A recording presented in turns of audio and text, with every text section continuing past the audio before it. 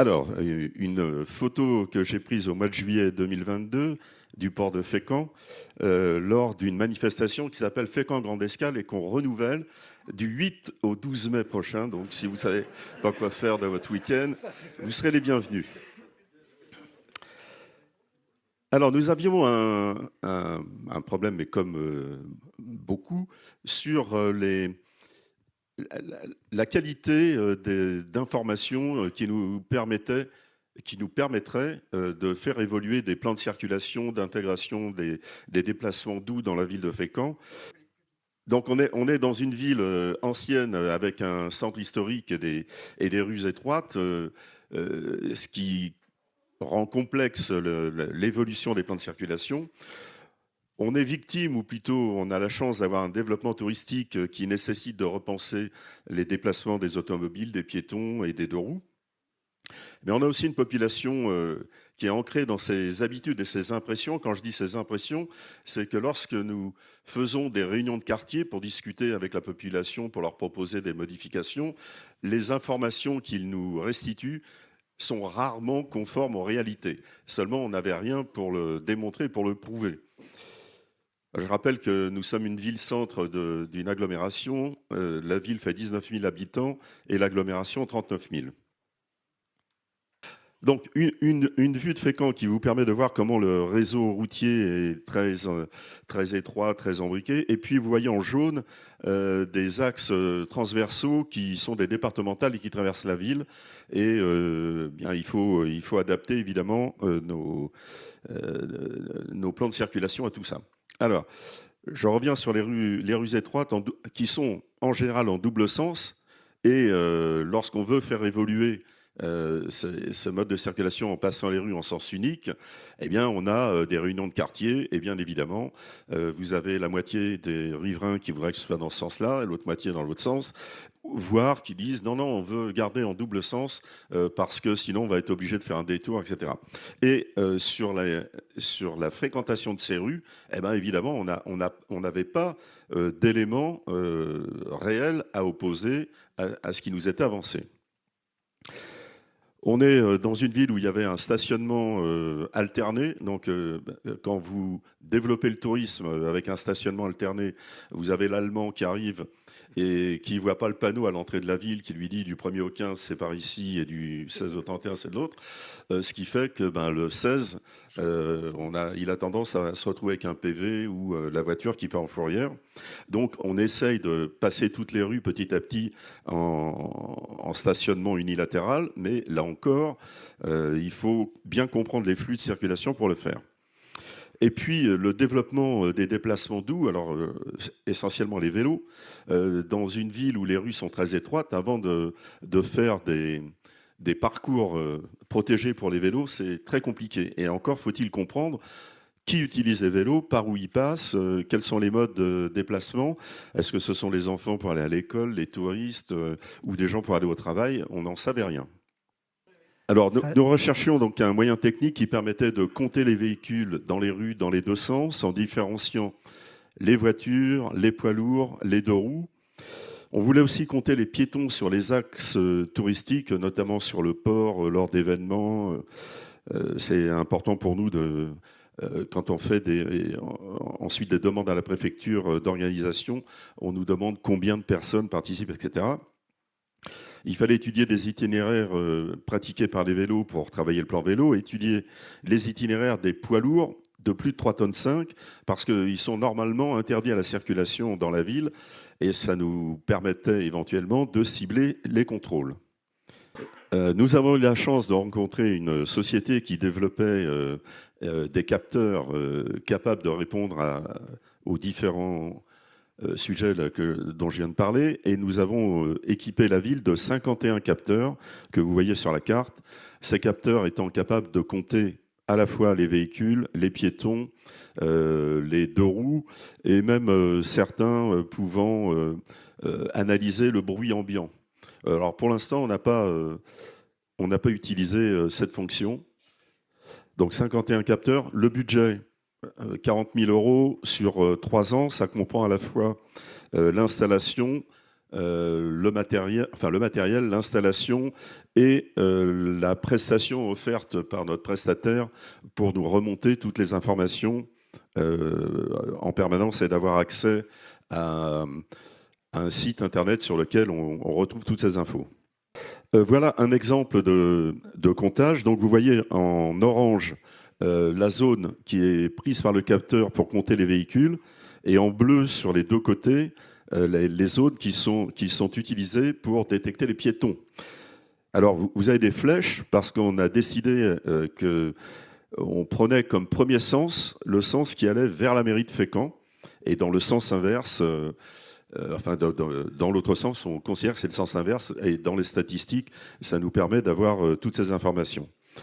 Les capteurs sont positionnés sur des mâts d'éclairage public, donc vous le voyez en haut. Ils ont à la fois une liaison Wi-Fi, ce qui fait qu'un opérateur au sol peut modifier la programmation, et une carte 3G qui permet à l'opérateur de récupérer les datas à distance. Il y a en dessous un kit batterie qui permet de se recharger la nuit pendant que l'éclairage public est allumé et ensuite de permettre au système de fonctionner toute la journée. Alors les difficultés rencontrées, là on vient de faire un bilan parce que cette installation est faite depuis le mois d'octobre. Comme toutes les communes, nous avons été amenés à chercher à faire des économies sur l'éclairage public, donc à le couper à une certaine heure et à le redémarrer le matin. Et on s'aperçoit que c'est un peu juste pour la recharge des batteries. Donc là, on va retravailler pour trouver une solution, soit de prolonger un peu l'éclairage public ou d'améliorer la performance des batteries. Et alors là, le vrai sujet aujourd'hui, c'est la masse de données collectées que nous avons énormément de difficultés à analyser parce que finalement, à la ville, nous n'avons pas de personnel aujourd'hui capable de retravailler ces données pour les analyser, pour permettre d'en tirer des conclusions. Donc on est en train de recruter justement quelqu'un pour pouvoir travailler là-dessus. Alors parmi les données, là on parle des données de circulation, mais on a le même sujet avec tout ce qui est consommation électrique, avec les compteurs intelligents Linky et autres, pour analyser toutes les consommations. Donc, on a en général dans les municipalités de notre taille accès à des tas de données, mais dont l'exploitation n'est pas forcément optimisée. Donc nous sommes dans la période de fiabilisation des données aussi, parce que les capteurs ayant été installés, il y a quelques petites modifications à faire des fois, parce qu'on a des données qui nous paraissent pas bonnes. Et puis, on bute un peu sur la non-différenciation entre les véhicules lourds, c'est-à-dire les véhicules de plus de 3,5 tonnes, les semi-remorques et les bus. Nous, on aurait vraiment besoin de différencier ces véhicules-là. Aujourd'hui, ils sont comptabilisés ensemble. C'est pareil pour les deux roues parce que les motos, les vélos, les trottinettes, finalement, sont comptés ensemble. Alors, je sais que notre prestataire travaille en ce moment, donc c'est en cours de développement, pour justement pouvoir être capable de dissocier tout ça. Si c'était à refaire, le problème, c'est que pour collecter autant de data, dans une ville et d'avoir des données aussi précises, on n'a pas trouvé d'autre solution et ça répond tout à fait à notre besoin pour établir les futurs plans de circulation et surtout d'y intégrer tous les déplacements doux. Mais aussi pour répondre de façon factuelle à des questionnements des habitants qui nous remontent souvent des impressions qui sont non conformes aux réalités. Quand on nous dit dans la rue, on a des centaines de véhicules qui passent tous les jours, on dit pas tout à fait vrai, monsieur. Voilà les comptes exacts des véhicules dans tel sens et dans tel autre, et ça peut nous aider à convaincre les habitants. Eh bien donc, oui, si c'était à refaire, nous le referions. Voilà, j'ai terminé. Eh ben voilà, c'est formidable. Donc même avec les petits aléas techniques qu'on a rencontrés, vous êtes pile poil dans les temps de toute façon. Donc est-ce qu'il y a une question? On a le temps de prendre une question. Oui, bonjour, Romain Roca, DSI de la ville de Martigues. J'aurais aimé savoir si vous imaginiez passer sur le step suivant, sur la gestion des parkings connectés. Parce que je crois que vos équipements doivent peut-être vous permettre d'aller sur ce cas d'usage. Donc j'aurais aimé vous entendre sur ça.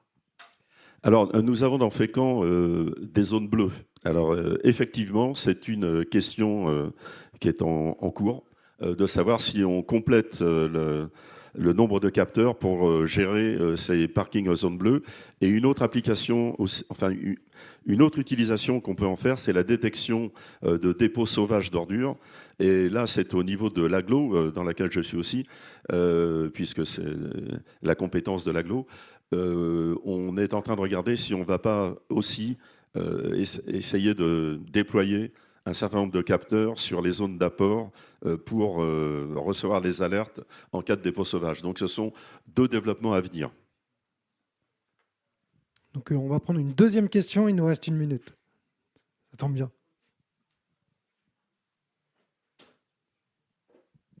Bonjour, quel est le profil de la personne que vous allez recruter pour gérer vos données? Bon, c'est plutôt un... Alors, je n'ai pas la définition de poste exacte, mais c'est sûrement un niveau ingénieur, mais plutôt mathématicien, quoi. C'est pour traiter de la statistique, c'est plutôt ça. Exploiter les données et pouvoir les comprendre, peut-être pouvoir les exploiter de manière plus optimale. Surtout, bien comprendre ce dont on a besoin. Et lui, avec les données, nous sortir des choses que nous sachions utiliser. Ce serait peut-être pas juste sur les données de circulation, mais peut-être, étant donné que vous avez d'autres besoins en termes d'analyse, notamment des consommations énergétiques sur les bâtiments, peut-être de mettre tout ça dans le même profil de poste. Donc plutôt un data scientist, un analyste de données. C'est un peu ça, c'est exactement ça. Et on a un autre projet aussi d'acquisition d'une éolienne avec justement en consommation collective. Et là aussi, on aura besoin de traiter beaucoup d'informations pour gérer ça. Donc c'est le genre de sujet qu'on abordera par exemple demain. Il y a un certain nombre de retours d'expérience qui portent justement sur la gestion énergétique des bâtiments. Alors pas l'autoconsommation collective, donc ça on avait une piste. Ah, oui, même moi qui me fait rappeler à l'ordre. Donc merci. Merci à vous. On peut l'applaudir. Oui.